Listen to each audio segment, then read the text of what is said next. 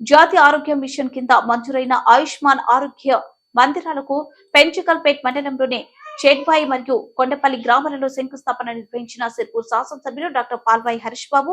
ఈ సందర్భంగా వారు మాట్లాడుతూ ఒక్కో సబ్ సెంటర్ నిర్మాణానికి కేంద్ర ప్రభుత్వం 20 లక్షల రూపాయలు ఖర్చు చేస్తుందని, తద్వారా గ్రామీణ ప్రాంతాలలో మెరుగైన వైద్య సేవలను అందించడం జరుగుతుందని తెలియజేశారు. నాణ్యత ప్రమాణాల విషయంలో అధికారులు మరియు ప్రజలు అప్రమత్తంగా ఉండాల్సిన అవసరం ఉందని తెలియజేశారు. జాతీయ ఆరోగ్య మిషన్ కింద మంజూరైన సబ్ సెంటర్ నిర్మాణానికి శంకుస్థాపన చేయడం జరిగింది.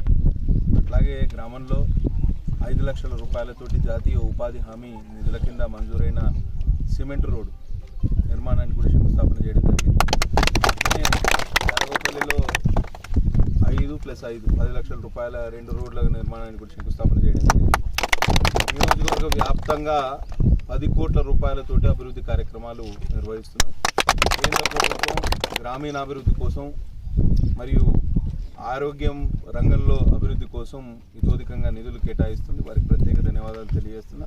తప్పకుండా గ్రామస్తులు నాణ్యత ప్రమాణాలు పాటించే విధంగా చొరవ తీసుకోవాలి.